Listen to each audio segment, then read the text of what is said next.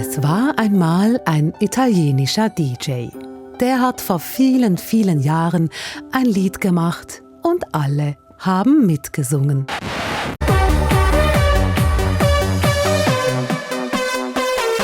Dö, dö, dö, dö, dö, dö, dö, dö, dö, dö, dö. So sangen alle mit, bis Rechtsextreme das Lied gekapert und umgetextet haben. Ihr habt es bestimmt auch mitbekommen, das Lied ist eigentlich von Gigi D'Agostino und heißt L'amour toujours. Dann haben Rechtsextreme in Deutschland das da draus gemacht. Ausländer raus! Deutschland den Deutschen! Ausländer raus!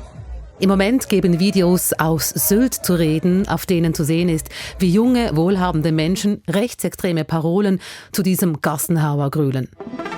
Nun soll das Lied verboten werden, etwa auf der EM-Fanmeile oder am Oktoberfest. Wie ist aus einem Lied, das Millionen lieben, eine Nazi-Hymne geworden? Und was bringt ein Verbot? Das klären wir heute bei News Plus. Ich bin Rina Telli. Salut zusammen.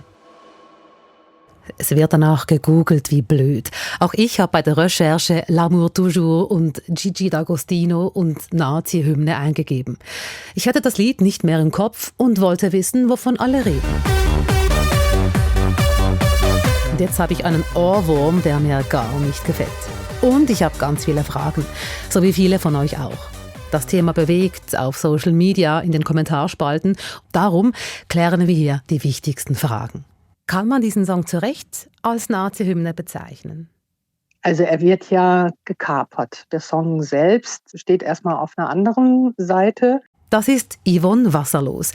Sie ist Professorin für Musikwissenschaft in Salzburg und sie forscht zu Musik und Politik, genauer gesagt zu Musik im Nationalsozialismus und im Rechtsextremismus. Der Song selbst steht erstmal auf einer anderen Seite der Interpretation, aber er wird durch Menschen benutzt, um darüber sich politisch zu artikulieren, weil ja entsprechend auch Umtextierungen damit einhergehen und prinzipiell sich dieser Song ja zum Mitsingen eignet. Das ist wahrscheinlich der erste Punkt, warum man sich darauf in Anführungsstrichen gestürzt hat.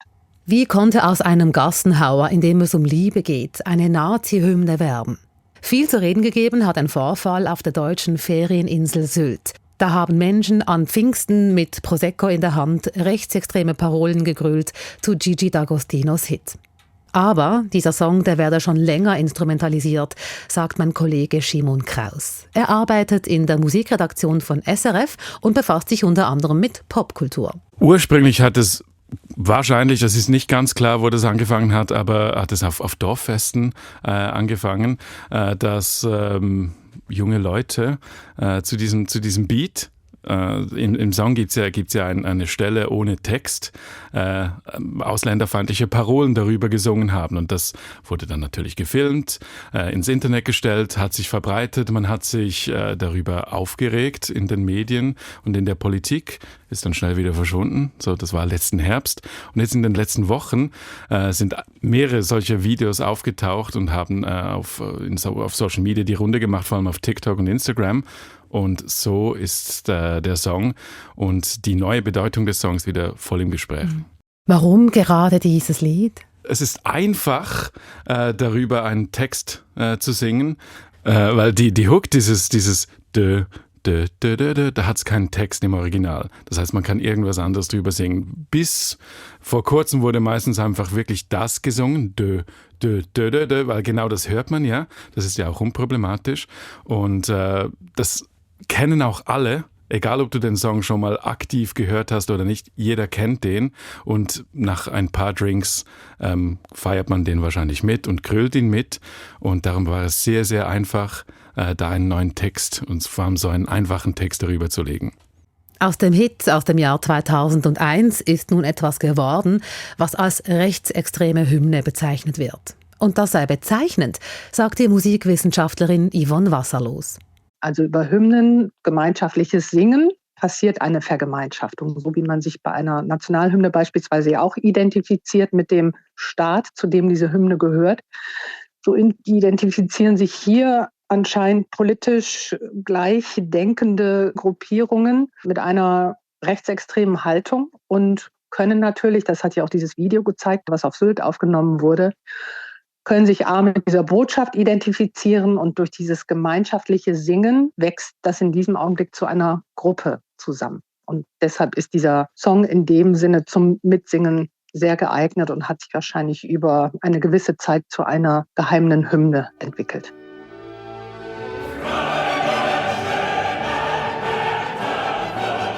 Es ist ja nicht das erste Mal, dass Musik instrumentalisiert wird. Die Nationalsozialisten benutzten Komponisten wie Richard Wagner oder Ludwig van Beethoven für ihre Propaganda. Adolf Hitler wünschte sich Beethovens Ode an die Freude, jeweils zum Geburtstag. Und später wurde das Stück als Europahymne bezeichnet. Auch zeitgenössische Titel stehen oft auf Wunschlisten von Politikern. Vor 40 Jahren machte der Republikaner Ronald Reagan den Welthit von Bruce Springsteen, Born in the USA, zu seinem Wahlkampfsong. Springsteen hat das Reagan jedoch verboten.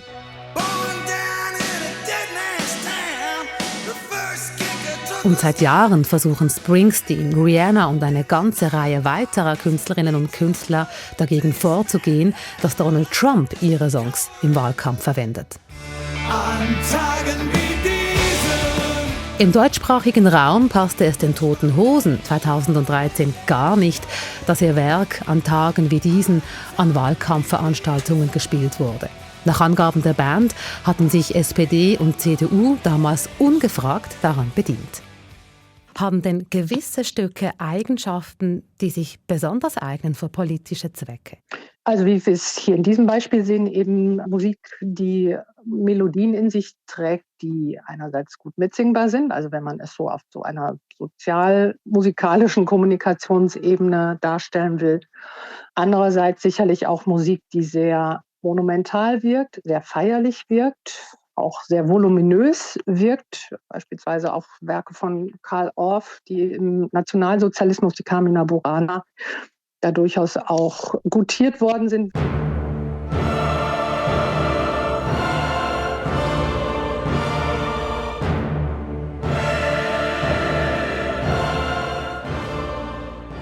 Kommen wir zurück in die Gegenwart und zum Song von Gigi D'Agostino, der instrumentalisiert wird.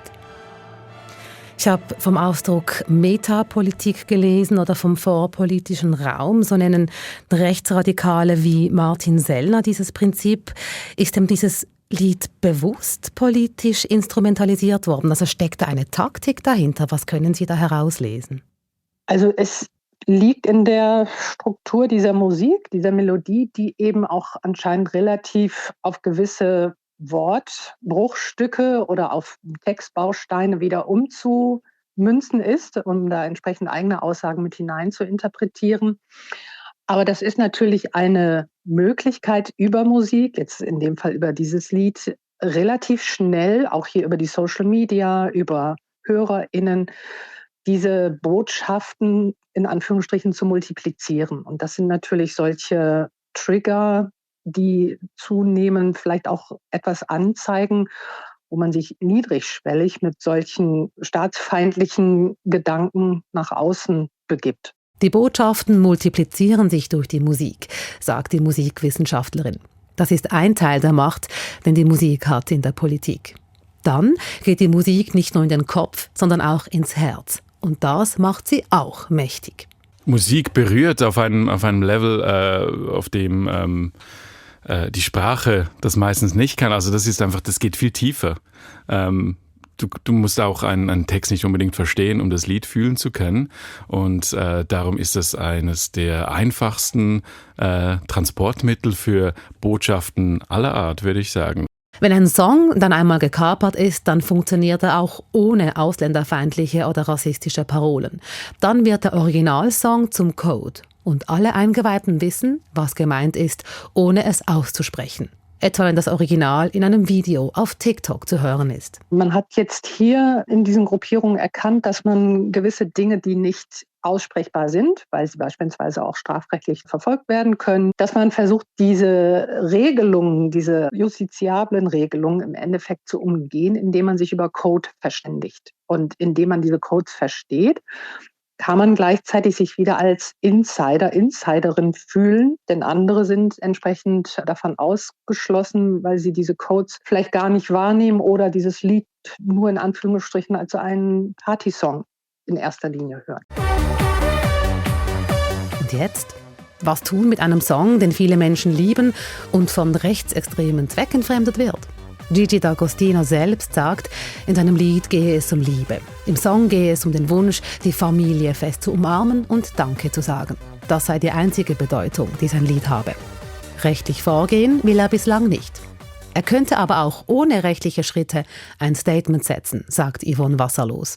Also er hätte die Möglichkeit, diesen Song, gerade weil er 20 Jahre alt ist, nochmal zu aktualisieren, nochmal neu aufzunehmen, vielleicht mit einem neuen Text vor allen Dingen aufzunehmen, der sich genau gegen das nochmal positioniert, wofür dieser Song jetzt gerade missbraucht wird. Das wäre von seiner Seite ein Statement, was er ebenfalls über seine Musik nach außen tragen kann und im Endeffekt auch sich dieses Lied wieder in Anführungsstrichen zurückerobert aus einem Bereich, wo er es nicht sieht und da entsprechend aber auch genau über diese seltene Ebene, über Musik zu kommunizieren, die Möglichkeit hätte, eben da auch ein Zeichen zu setzen.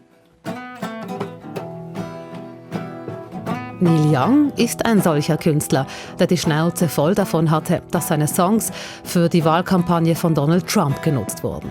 Er gab darum vor 4 Jahren eine neue Version seines Lieds Looking for a Leader heraus. Darin spricht er sich klar gegen Trumps Politik auf und fordert die Menschen auf, Joe Biden zu wählen.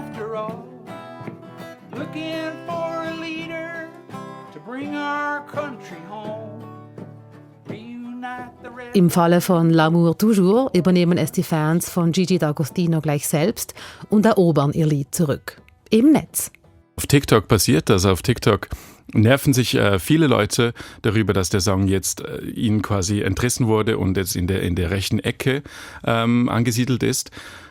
Das ist jetzt aber ein bisschen zu früh, also man kann das schon sagen, posten auf TikTok und sich darüber aufregen und schockiert sein, aber im Moment kann man nicht wirklich etwas dagegen machen, habe ich das Gefühl, sondern muss man abwarten und hoffen, dass der Song irgendwann nicht mehr als Soundtrack für eine rechte Gesinnung gilt.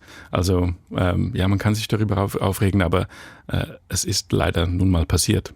Es gibt also Künstlerinnen, die ihre Songs umschreiben, Fans, die ihren Song zurückerobern und Menschen, die Verbote machen. So soll etwa L'amour toujours nicht gespielt werden, etwa während der Fußball-EM auf der offiziellen Fanmeile in Berlin am Brandenburger Tor und auch nicht am Oktoberfest in München.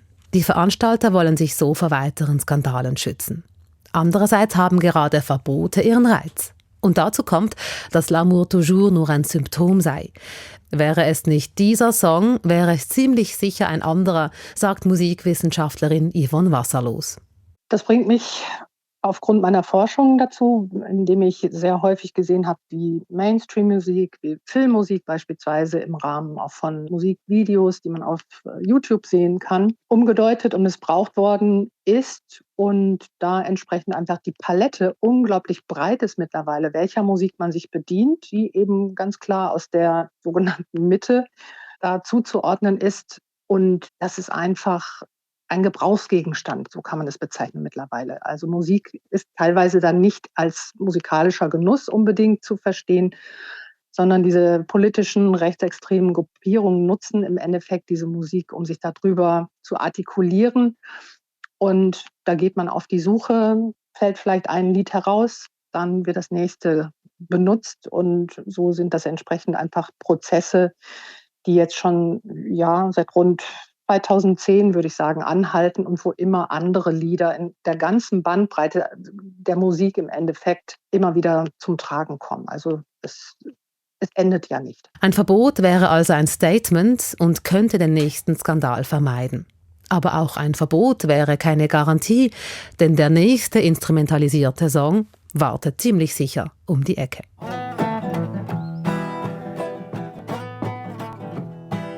Heute waren für euch Marc Alemann, Silvia Staub, Ivan Skraken und Rina Telli am Werk. Wir sagen Messi fürs Zuhören bis zum letzten Ton. Uns gibt's auch morgen wieder und bis dahin sind wir erreichbar für euer Feedback und eure Inputs. newsplus@srf.ch ist die Adresse. Salut zusammen und bis morgen. For a leader in this country